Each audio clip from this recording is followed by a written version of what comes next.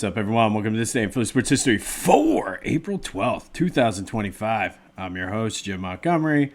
Welcome to a Saturday edition of the podcast coming down at you from deep in the dungeon here up in Hazleton. It is pouring rain outside, so usually I would record outside, but it's just a hot mess. So this is the best place I could find, and I apologize for the light shining over my head. But we will get through. Let's start, as we always do, with some quick housekeeping. First, be sure to follow me on social media, Jimbo_Mont on Twitter and TikTok. On Instagram, at PhillyJimbo. Subscribe to the YouTube channel, Jimbo_Mont, and continue to spread the word as we grow this thing. It's been a slow burn, but we're getting there.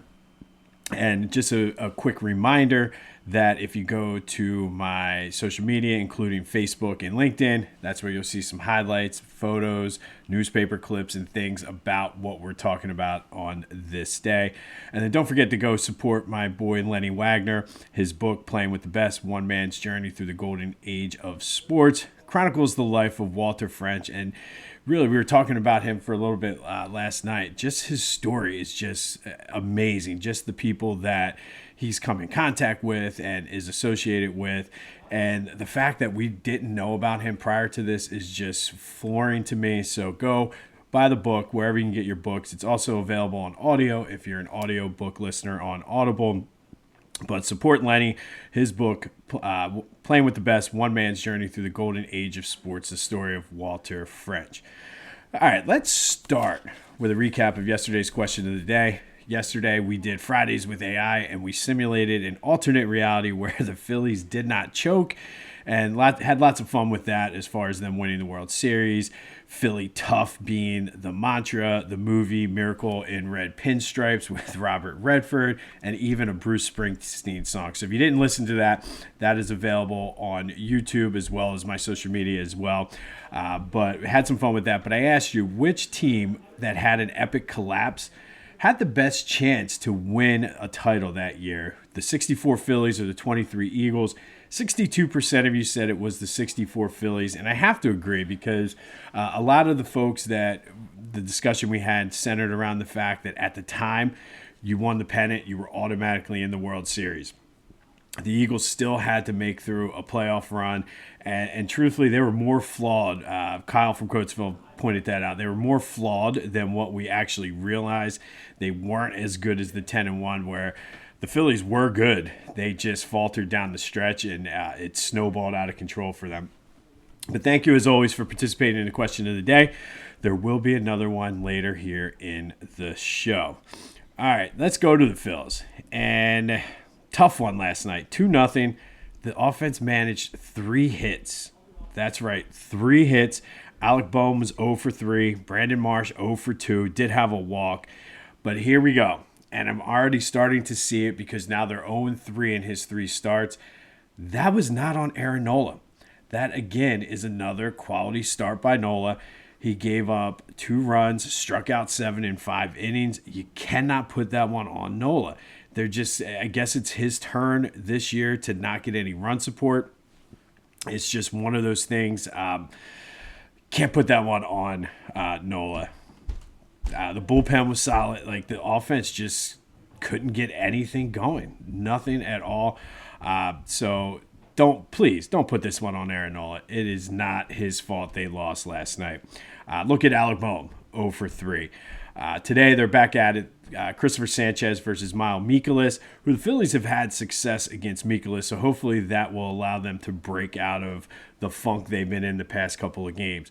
It does lead to today's question of the day. Boehmer is, I don't know the exact stat, but he's like 0 for his last 15 or something like that, and it's even worse if you extend that out further. Do you sit him for an extended period of time? Like, not just one day. Like, do you set him out for 3-4 games, maybe the rest of this road trip? I think you got to think about it because, as we talked earlier in the week, he's a major liability. But let me know what you think. Should you set Alec Bohm for an extended period of time? 267-495-8531. That's the Back to the Future voice and text, and I get that. Anything else Philly sports related off of your chest, but I think you got to do it. You have to do it. Sixers finally clinched the 5th spot. So if everything goes the way it should, they will keep their pick and have a top 5, top 6 pick. Jared Butler had 25 points last night. One more game left on Sunday for the Sixers, but they can't lose or gain any positioning. So I think they're good. Starting Monday, once the season is over, every day we will go to Tankathon. I think it's tankathon.com, and I'll run a simulated NBA lottery to see what the chances are and odds are. And I will say, I ran one quick this morning before I got on here to record. Sixers got the number 1 pick. So once the lottery happens, you never know. But we'll start that on Monday. We'll continue it every day. We'll run a Tankathon simulation to see where the Sixers end up picking. Flyers in action today, 12:30 at the Wells Fargo Center. They're just playing out the string. They got the 5th spot right now. They're kind of, I don't want to say they're locked in, because I think Boston's 2 points ahead of them for 4th and have played more games. So we'll see, but it's a shame. Like, would love to be gearing up for some playoff hockey. The Union are in action today up in New York City. The new look Union after trading Daniel Gazdag. What that translates onto the field, we'll see.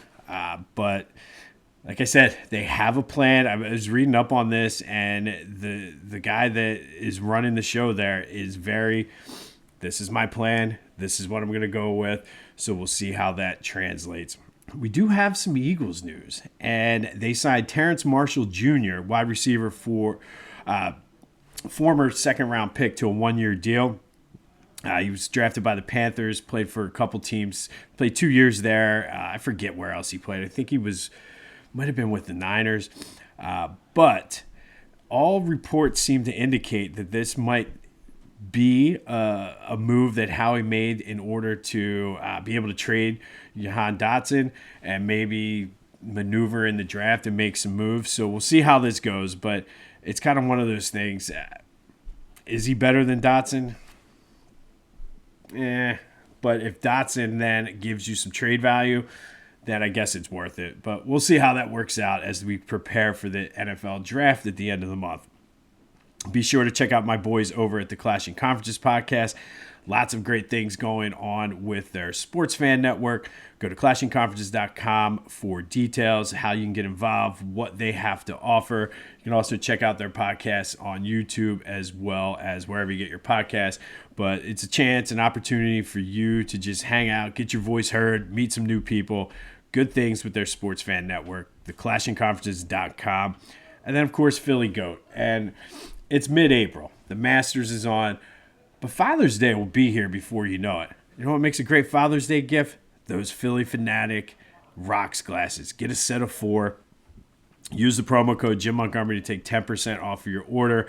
That's phillygoat.com. Promo code Jim Montgomery to take 10% off. But what a great Father's Day gift. Set of 4.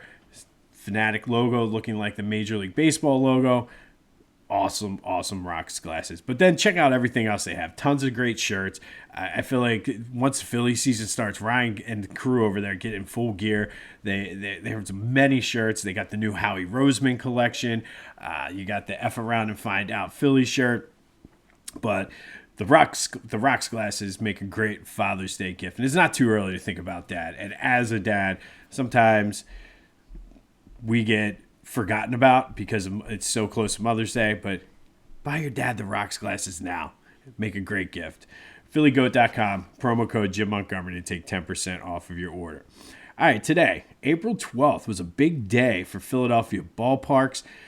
We got 2 today. So first, we're going to go back to 1909, and on this day in 1909, Shibe Park opened up as the A's beat the Red Sox 8-1, but it was absolute chaos pregame. 30,000 people tried to get in. Another 15,000 were turned away. Turned into a mob scene on the outside because everybody wanted to come in and see this state-of-the-art ballpark. They opened up one of the gates. Hundreds of more came storming in through the gates. There's about 7,000 people, standing room only. Just a ton of people that wanted to see the A's open up this stadium on this day. But it all worked out for the A's as well as Shibe Park. later known as Connie Mack Stadium. The Phillies ended up moving in 1938, even after the A's left then. In 1954, they played there until the opening of the Vet. So on this day in 1909, Shibe Park opened up to a lot of fanfare, and the Athletics beat the Red Sox 8-1. And then fast forward to 2004, Citizens Bank Park opened up its first official regular season game. A lot of fanfare, but the team didn't do as well. It was we talked about the opening of the Vet last week and how it was 47. This day wasn't much better, 48 and rainy, just a chilly, miserable day at the park. Phillies lose 4-1 to the Reds. Bobby Abreu hit the first home run ever at Citizens Bank Park for the only run as the Phillies opened up that season 1-6. And as I was doing the research for this, give you like a little peek behind the curtain a little bit. I always go to newspapers.com, and looking at the coverage in the Daily News that day, yes, they had a lot of coverage on Citizens Bank Park, but other than just the back page, because if you ever read the Daily News, you know you flip through it backwards if you look at the sports page first. Most of the coverage was on the Flyers, who lost to the Devils, but had a first-round lead of 2-1. They were the number 1 seed that year and all that, but not a lot of fanfare. The Phillies just goes to show how far they had fallen. But luckily for Citizens Bank Park, it would see brighter days. But on this day in 2004, Citizens Bank Park, the first regular season game played there, rainy conditions, miserable team. They fell to 1-6, but Bobby Abreu hit the first home run and accounted for the only run for the Phillies that day. And then finally today, we're going to continue our missing ring spotlight. And today we're going to spotlight Dick Vermeil and Ron Jaworski. And these are another pair that I feel like I had to put together because just of their connection. Vermeil wanted Jaworski to come to Philly to be his quarterback. They had worked together as when Vermeil was the quarterback's coach in L.A. for the Rams. They would be reunited in 1977 and had a ton of success. They led the Eagles to the playoffs from every year from 1978 to 1981. But their best shot to win a title was that 1980 season when they would go to the Super Bowl. They beat the Cowboys in that epic NFC Championship game, and then got boat raced by the Raiders. A couple questionable calls, a couple questionable passes, and they just were never able to recover Vermeil and Jaworski from that Super Bowl loss. Ron was just not good in that Super Bowl, and I've talked about this before. He wasn't good going down the stretch into the playoffs, but ultimately Vermeil would step aside after the 82 season. Jaworski would play with the Eagles through 1986 before giving way to Randall Cunningham as the Eagles starting quarterback. We know Jaworski more now as the NFL Films insider guy. But what you don't know is he was a tough dude. At one point, he started 116 consecutive games, and that streak ended because he broke his leg. It wasn't even like a soft tissue or anything. Literally snapped his leg, and that snapped his streak. Dick Vermeil obviously would come back to coaching, win a Super Bowl with the Rams with Kurt Warner.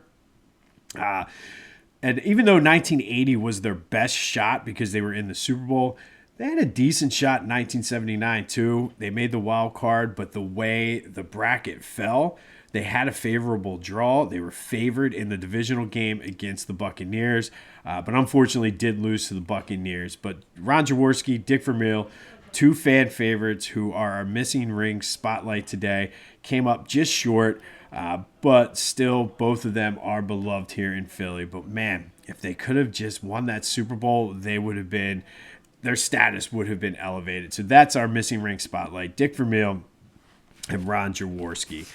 On this day in 2004, Citizens Bank Park opened up with the Phillies losing 4-1 to the Reds. Bobby Abreu with the home run. And then in 1909, Shibe Park opened up with the A's beating the Red Sox 8-1. To much fanfare, standing room only, pandemonium in the streets of Philly, but it would go on to be the home of the A's and the Phillies up until 1971 when the Vet opened. We'll have more on the Phillies, Flyers, as well as more on Sixers Tankathon as we start to run the simulation starting on Monday. So stay tuned for that. Remember, if you haven't checked out Fridays with AI from yesterday, it was a very interesting one on the 64 Phillies. So be sure to check that out. And I'm going to give you a bonus one before I leave here today. A little bit of a fun here on a rainy Saturday. On this day, back in 1950, or 1975, 50 years ago, the number one song in the country on the Billboard Top 100 was Philadelphia Freedom by Elton John, a song written for his friend Billie Jean King in honor of her being the owner and coach and player of the Philadelphia Freedom tennis team. You are very welcome for the earworm today. Philadelphia Freedom was the number one song on the Billboard Top 100. Philadelphia Freedom. Now you're welcome for the earworm. This has been This Day in Philly Sports History for April 12th, 2025. My name is Jim Montgomery. Go have yourselves a Saturday. Enjoy the Elton John wormhole I just sent you down. And until next time, I'll see you when I see you.